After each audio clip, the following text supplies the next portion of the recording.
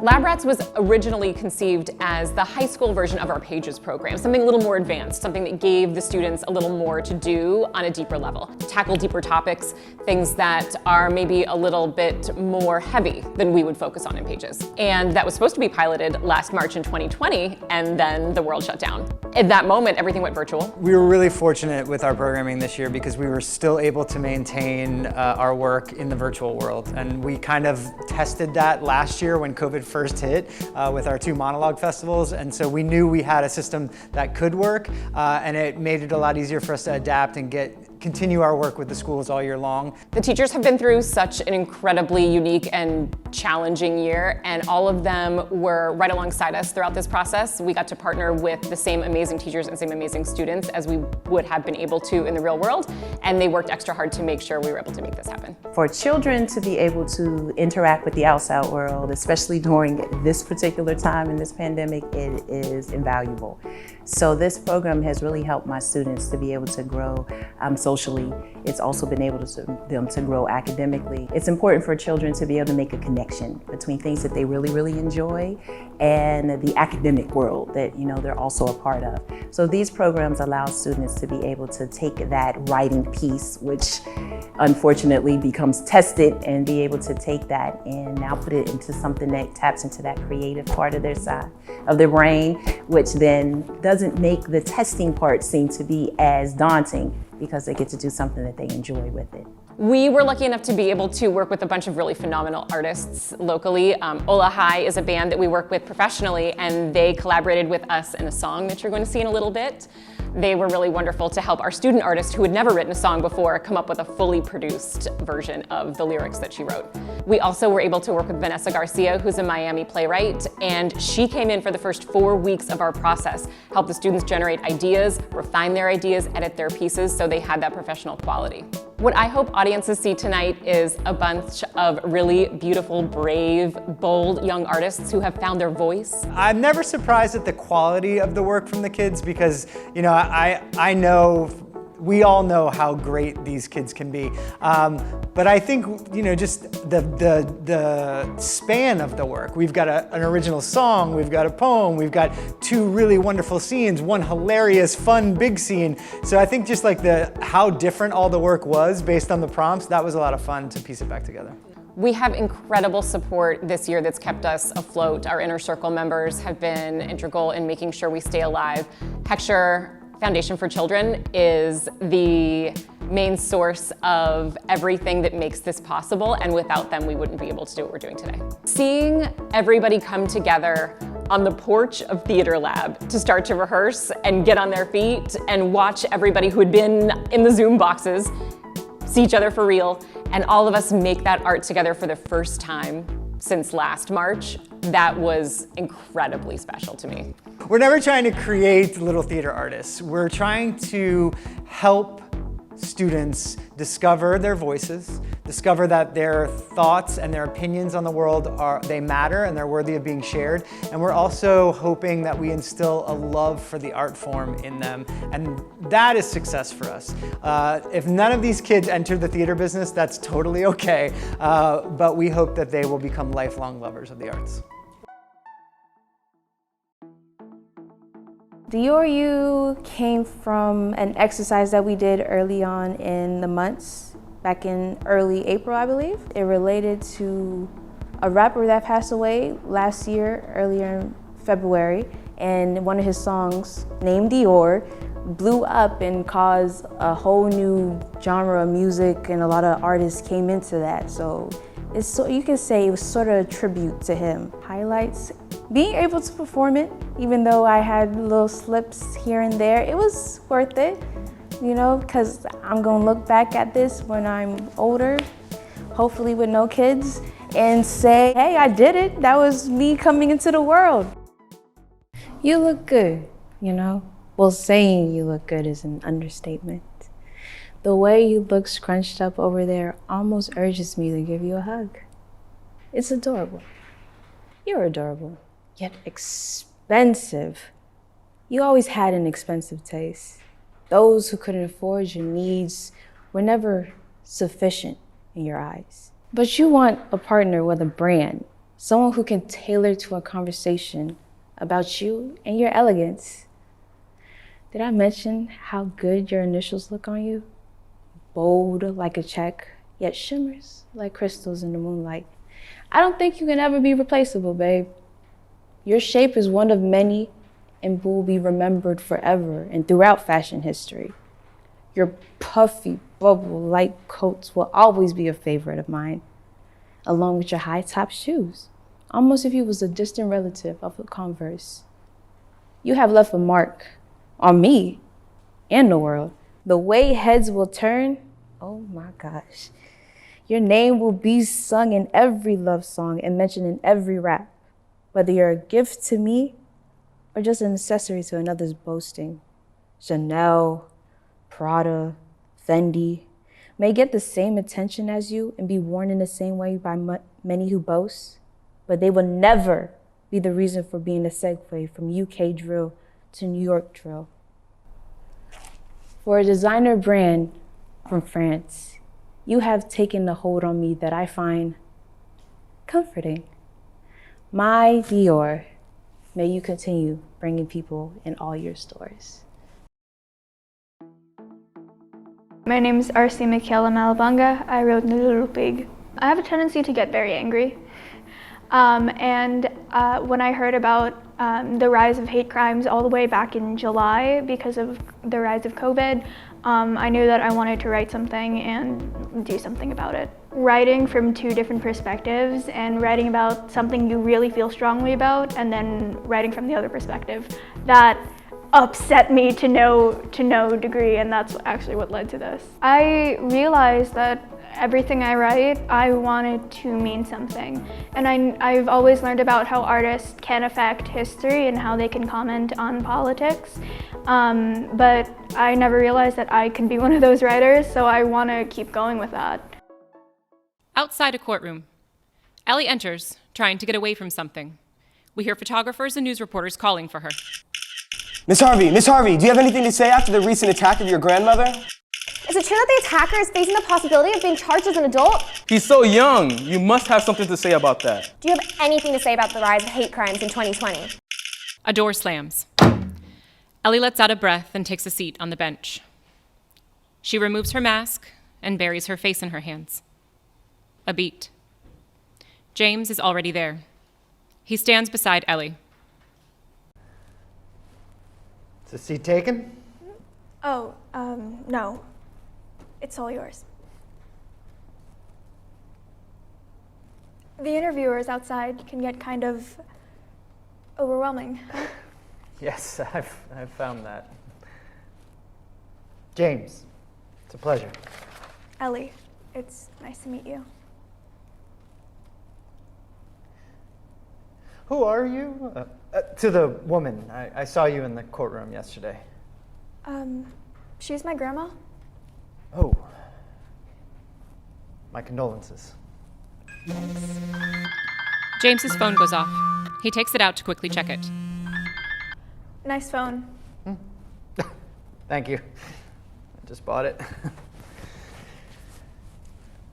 How do you feel about the trial and all? I'm sure this must be difficult for you. You're not one of those undercover news reporters, are you? No, I'm not. You seem young, that's all.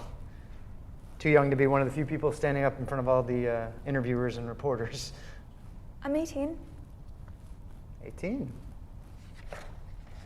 Any plans to go off to college? USC. I was going to study film, but I think I'm going to change my major to political sciences. You don't want to study film anymore? It isn't that. I'm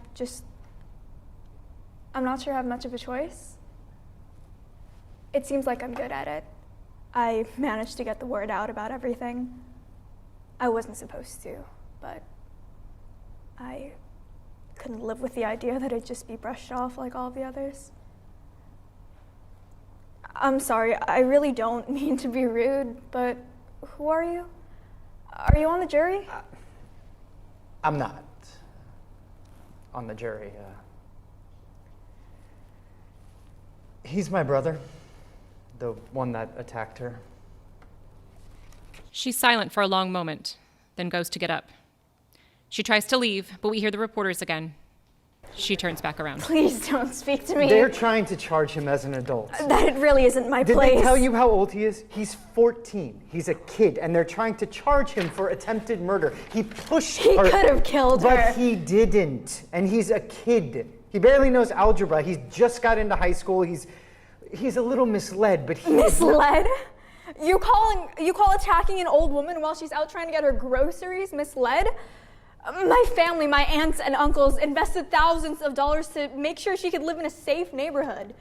What could they have possibly taught at the schools that could justify being misled? Do you truly think that your brother doesn't deserve to go to jail for what he did? They're not trying to send him to jail. They're trying to send him to prison. You know what could happen if he was charged with first-degree attempted murder? Life. Life in prison, and he's barely even lived any of it. Life in prison. For someone that looks like you? What is that supposed to mean? You look at you! You're wearing a fitted suit, you're holding an iPhone 12! Do you expect me to believe that he wouldn't be given the lightest possible sentence? Third-degree attempted murder! With a maximum of 40 years in prison. You know, prison is for reform, not punishment. You're supposed to have the chance to become a better person. He didn't kill anyone. He's nowhere near 18, and he'd be in his 50s by the time he got out. He would spend 40 years being punished. My grandmother spent 40 years just trying to assimilate into this country. She was 30 when she moved here. She already had 6 children. Everywhere she would go, someone would make fun of her accent, or the way her eyes looked, or the food she ate. If you're waiting for me to feel sorry about your upper-class privileged little brother, I don't. Well, maybe you should. You shouldn't be shrugged off as irredeemable. Our entire lives shouldn't be affected because we made a mistake. Look, he's 14. My stepfather is awful. And I won't defend him. I won't defend what my brother did or what beliefs my stepfather taught him. And I won't defend the fact that the school he went to is filled with prejudiced little children that probably made it much worse. Your stepfather? My mother is in the military. We moved around a lot growing up. You know, my father and my mother divorced when I was younger, and she remarried. They had my brother, and we moved somewhere nicer. My stepfather always thought we should live in a nicer neighborhood, but our community was gated, and we went to a nice school, so I'm pretty sure that was code for white neighborhood. My mom went along with it. They were always arguing, so whatever he said goes. And your brother? He usually heard his father's side of the argument. He's not evil. He's not. He's misled and he's wrong, but he is not evil. My mother is a first-generation immigrant. She moved here when she was in her teens, I think. My grandparents wanted a fresh start for themselves and their children. So you know how it feels. I know how it feels to grow up with beliefs you might not necessarily stand by. I know what it feels like to have to fight against everything you've been taught. I know what it feels to have to turn your whole life around because of a court case. Do you honestly think you're the only one that's being affected here? That's not what I said. But you did.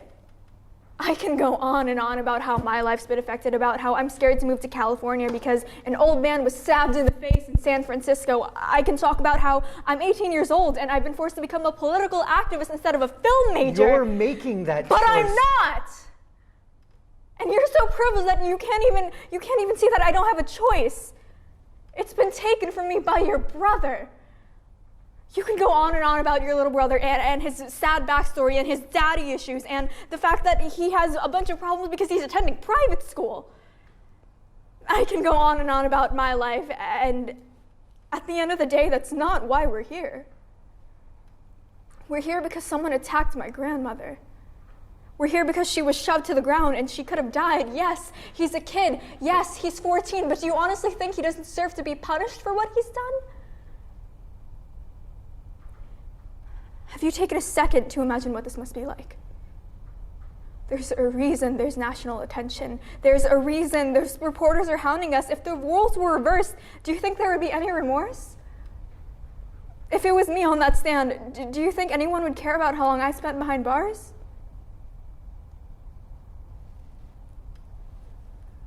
If I ask the judge to give him a lighter sentence, I risk him going on parole. He needs to be charged as an adult because this is the case the whole world is looking at.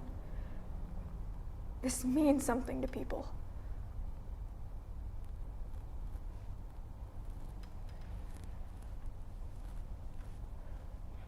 I'm sorry.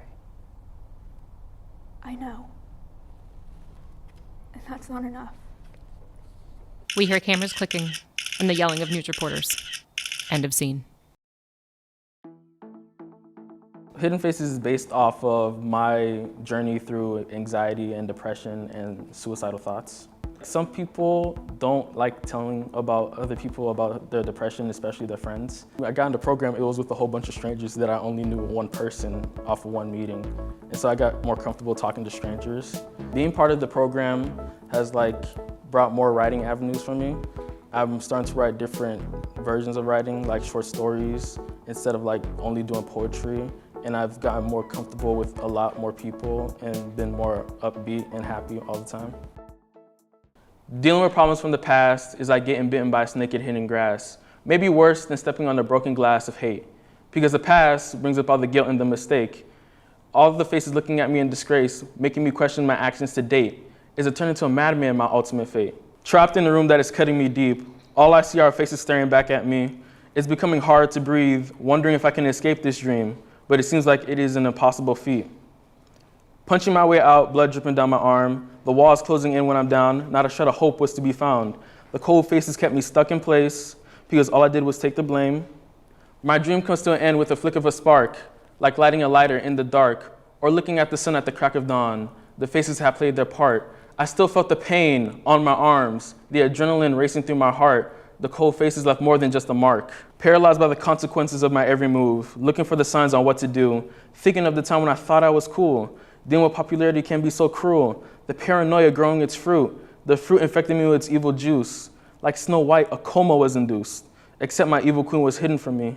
All the bad influences stuck by me. They drove me down a path and I let them take the lead. Didn't heed the warnings and the worst just kept happening to me.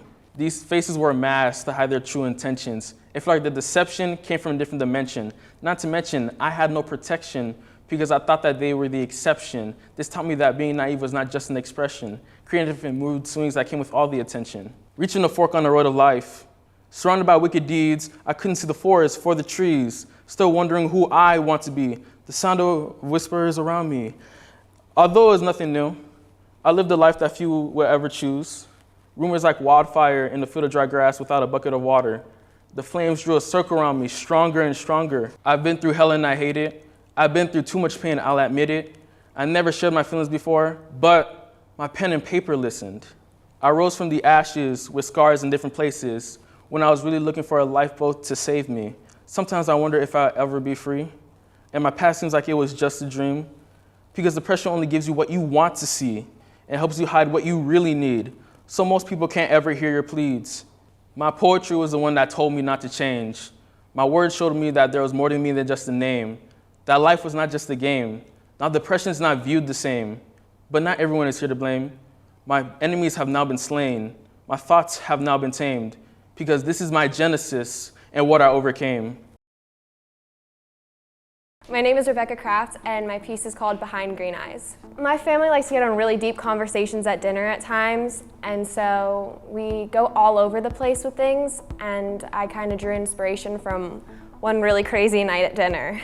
I mostly go from just sitting and thinking and almost analyzing what's happened over the course of the day, and from that thinking, I could write about this because it's an easier way to comprehend what happens in life than to just sit there and try to think it. I think it was awesome getting to work with people that I already knew, but also getting to meet new people and work with them, and definitely having people all in the same age range as myself to get to work with, because with Pages, we work with a lot of younger kids, so it was really cool to be able to work with kids my age and have that more mature pieces. Claire is sitting on her bed writing in a notebook. Her brother Jason knocks on the door, and she slips her pencil in between the pages and closes the book. Come in. Hey, sis. Any chance you want to come help me set the table? Oh. You're writing. Okay, never mind. I can do it. No, it's fine. I just finished.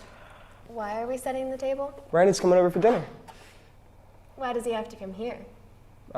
Because he's my best friend. Okay. So, what are you writing about this time? She reaches for the book and holds it out to Jason. You can see it. If you and Brandon go somewhere else for dinner. Claire, please just be nice. Okay, it's his birthday, all right? I can read it? Yeah, I guess. All right, what's it about? It's about a girl named Ella. She's dealing with some stuff. It's about her learning to overcome it and move past it. Oh, okay. Is it a true story? Just had an idea. Nothing too crazy. All right, well, I'll start it while you fix that. Come on, Claire, how much do I have to pay you to dress nicely tonight? Why do I have to dress nicely? Well, just having dinner. It's a birthday dinner. I'm gonna be dressing nicely, and so is Brandon, so... But we're staying in. Well, you know, it's a special night, you know, and I think Brandon likes you. Well, I mean, I know he does. Brandon likes me? Sure. Whatever you say. He does, and I think he's gonna ask you out on a date tonight. Are you serious? What did you say to him? Well, I told him you'd say yes. You told him I'd say yes? Are you kidding me, Jason? I can speak for myself. Come on, Claire, please just do it, okay? He's my best friend, and if you really don't have a good time, then you don't have to go on a second date. No, Jason, I'm not going on the first date. Not with Brandon. Why are you doing this to me? Claire, what is up with you tonight? I mean, I'm not asking you to marry him. He wants to go on a date with you, that's all. Come on. He asked for me to set you up for his birthday present. His birthday present? What am I, a toy? Jason, please, you can't ask me to do this. Anything but this. Why are you so adamant about this? What's your deal with Brandon? I don't have a deal with him. Yeah, he's your best friend, but I barely know him. Claire, do you like Brandon? No, Jason, I do not like Brandon. Exact opposite, actually. I can't do dinner. I am leaving. What's your deal? Why can't you just do this one thing for me, okay? I never ask you for anything. Because it's not just a story, Jason. You want me to go on the date? Read my story. Okay. Jeez, calm down, all right? I'll read it.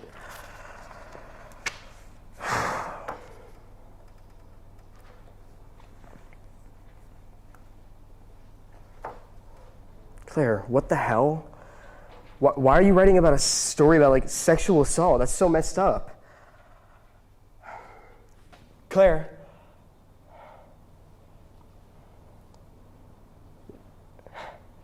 It's, the story, it's about you.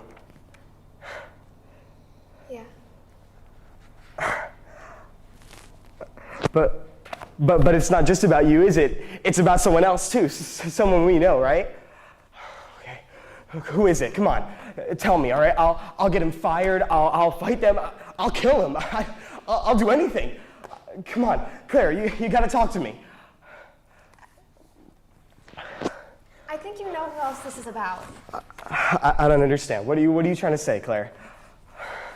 You know exactly what I'm trying to say. No, that's not possible. That can't be what you're saying. I'm sorry, Jason. I know this isn't easy for you, but imagine how hard this is for me. Claire, please tell me this is a joke. Come on. Tell me it's not true. Brandon didn't hurt you. He couldn't have. I don't know what else to say, but I'm sorry. Why are you apologizing to me? Do you think I'm mad at you? Claire, I'm not mad. I just don't understand.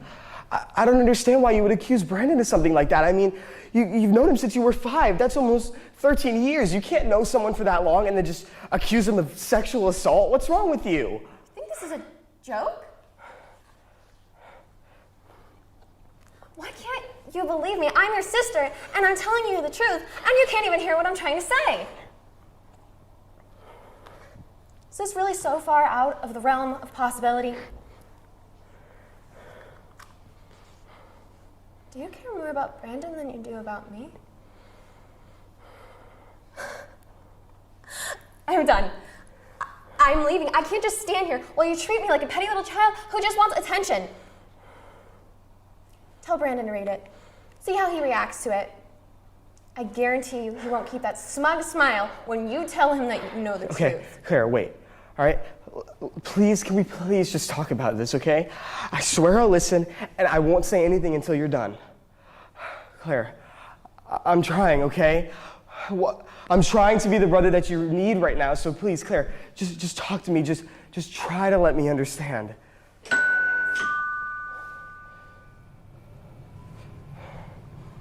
He's here. End of scene. My name is Gage Kalenius, and the piece I wrote was called The Date Commentary. Well, I wouldn't call it much of a plot, except that in this universe, instead of sports, people watch people commentate over first dates as if it's a competitive sport. Obviously, theater is a very in-your-face kind of business. So, and I like to be on stage, etc. But to be honest with you, this is the coolest thing I've ever seen in my life.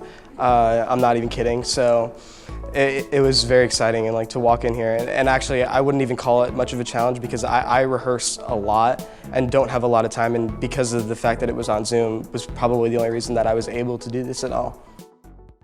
Hello and welcome back to the First Date Pro League, where today we're going to be watching Andrew Stellar and his attempt at an awkward first date situation here in Denny's. Now, we've seen quite an embarrassing start coming out from the side of Andrew. Would you disagree, John? No, you're absolutely right, Riley. Yeah, to say the least, very slow start from Andrew from the opening line to Sarah.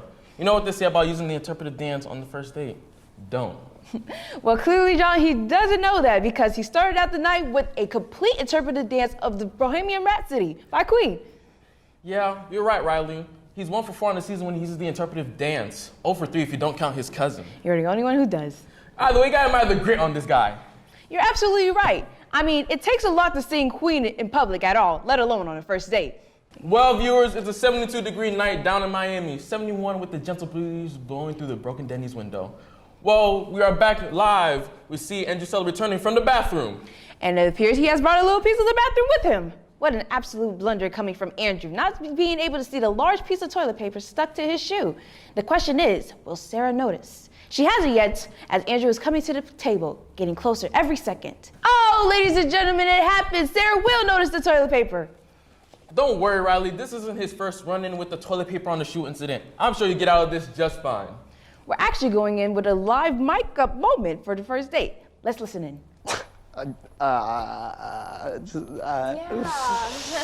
Why don't you have toilet paper on your foot? I knew that was there the whole time, okay? It's you that's weird, it's not me! Okay, I believe you. Well, John, frankly, I don't even know what to say about that. Don't worry, I know what to say. What a perfect sketch coming out from Andrew!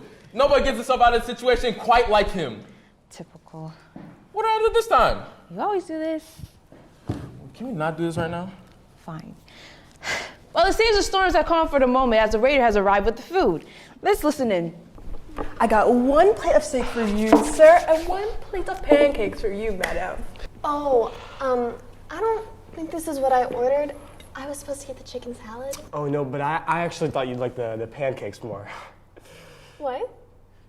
Nothing. Waiter, come on, what are you doing? You got her the wrong food, and you know what? I think you messed up my food too. So I just think it would be best if you just got us some new food altogether. What? Wow, what an absolute embarrassment. Well, I think he's actually got a point. Denny's pancakes are pretty good. He ordered her the wrong meal. You still on that? Whatever. Returning to the action now, it appears the challenge light is on, and the waiter will be challenging the call on the floor. He seemed very upset about the challenge on the call, but honestly, John, I think it's a good challenge. And John, while we wait for the conclusion of this challenge, let's talk numbers here. This isn't the first time that he set food back for both parties. No, it isn't, Riley. Well, we're already halfway through the season already, and Andrew's currently the bottom seed with 0 successful dates. But honestly, Riley, I think it's gonna be great so far. You say that every time. And I can't be wrong every single time. I guess you're right, John. It just leaves me wondering, how did he get so many girls to go out with him? I mean, he's 0 for 17 on the season, which means, John, 17 girls agreed to go out with him. Rebound after a bad relationship, down on your luck, their parents owe his parents a favor. There's no question how he does it. Sorry, not to interrupt you, but it looks like our sideline analyst, just in time, has come out with the conclusion of the challenge. After a careful review of the plan on the floor, the challenge was ruled unsuccessful. The customer's always right. That's 2 free napkins and some new food. Woo! Great call by the officials! Are you cheering for the guy who literally sent back his date's food? No. We'll talk about this when we get home. Well, it appears that we reached some type of normalcy as Andrew has relaxed in his engagement with conversation with Sarah. Let's go in for a listen in. So by this point, right, we've established that lizard people exist, right? We're on the same page about that? Yes, yes? Yeah. Oh, okay. Sure, Okay, I guess. great. So now we're gonna take it back to that one episode of Stranger Things, okay? Hey, you better be listening to this, okay? I'm gonna quiz you on this, all right? 1940, Cold War, space race. Okay, and we see to ran out of time on that listen in. And our lords like to remind you all that the association does not hold the same beliefs as its players.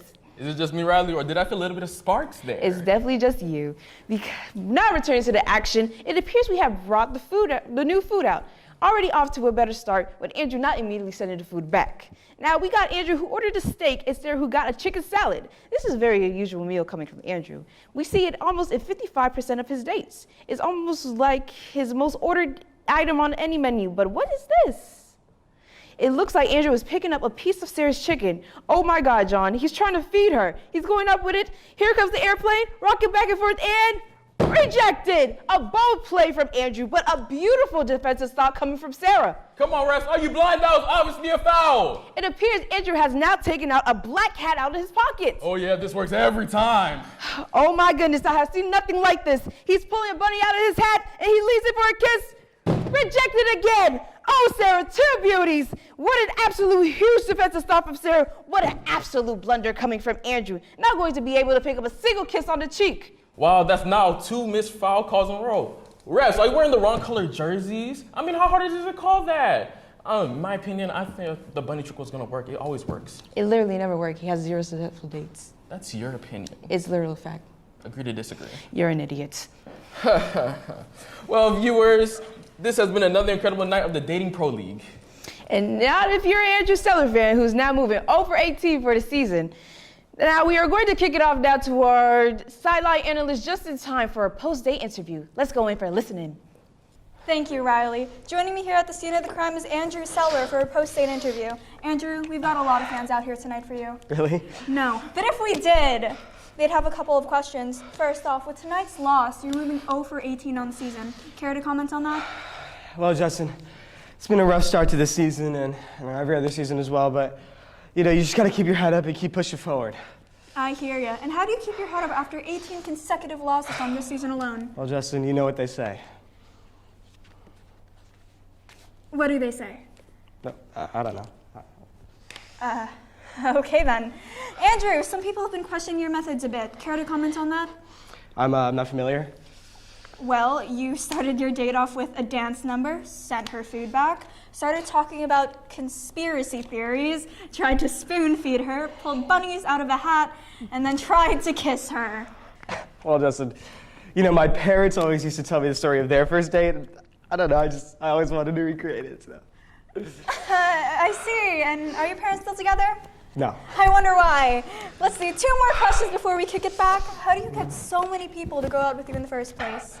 Well, Justin, it's actually very simple. Nobody says no 987 times in a row. Will you go out with me? No! Okay! We'll see about that. Last question for the night. What? Why lizard people? Great question, okay? 1941, Germany. Thank you! Back to you guys, Riley. I just don't understand why you have to be an idiot all the time. I haven't even done anything this whole night. Back to you guys, Riley. Oh, thank you. That's all the time we have for the First Date Pro Leagues. Thank you all for coming out. And I'm Riley Ruth. And I'm John Spotty. And this has been a presentation of the Dating Pro Leagues, brought to you by Toyota. Toyota, well, you can't afford nothing else. So the song Lucid with Me is about when somebody's leading you on in a relationship where you kind of like them, they kind of like you, but they won't put a definitive name on it, so it's basically the person wanting to put a definitive name on it. So the inspiration was, firstly, we did an exercise where we talked about like a bunch of words, and then we did like, oh, what type of word do you think of when you hear this word? And lucid came up. And so I wrote 2 songs, one about my lucid dreams, and then one about the actual definition of lucid, which means being clear. So I was like, okay, being clear, what's something I need to be clear about? And then it popped up in my head about when somebody's not clear. So then I was like, okay, perfect. All you gotta do is be lucid with me, and then it went from there. When I first wrote the song, I wasn't even sure if I was gonna do it, and then Miss Carr told me that they have a band that they work with, so I was like, okay, I guess I am doing a song. Working with Ola High was so great, working with professionals that know what they're doing, and they were very, very comforting because I was very nervous doing this whole process, and they were so much fun to work with. We were literally jamming out the whole time, and they worked really, really good on my piece. If it wasn't for them, I wouldn't be able to do this, so I thank them so, so much.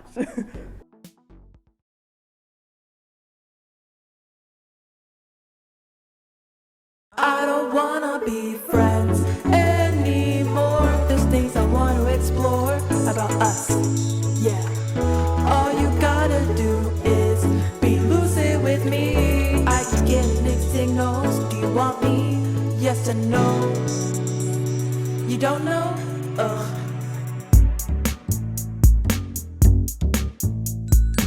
You keep thinking that I'm kidding, but I'm dreaming about you. You keep playing with my feelings, I know I'm winning your heart, yeah. Swear to God, you got me sinning, got me thinking about loving you. Wanna come over this weekend, tie some loose ends? I wanna know what you're thinking, are we just friends? Don't be getting all shy, girl, yeah. You can spend the night, girl, yeah. We got things to discuss, what I need to know about us. I don't wanna be friends anymore. There's things I want to explore about us, yeah. All you gotta do is be lucid with me. I can get mixed signals. Do you want me? Yes or no? You don't know? Ugh. You keep saying that you love me, that you want me. What's the truth? Cause we dating one night, but not another. Can you choose? Not knowing where the joke ends, tired of pretend. We are through. You've been using me all this time. I was your pawn. You kept saying that you love me, leading me on. I'm not coming back tonight. Yeah. Till you're wrong, you're right. Yeah. Hit me up when you know. What? Still have space in my home. I don't wanna be friends anymore. There's things I want to explore about us. Yeah. All you gotta do is be lucid with me. I can get mixed signals. Do you want me? Yes or no? I don't wanna be friends anymore. There's things I want to explore about us. All you gotta do is be lucid with me. I could get mixed signals. Do you want me? Yes or no?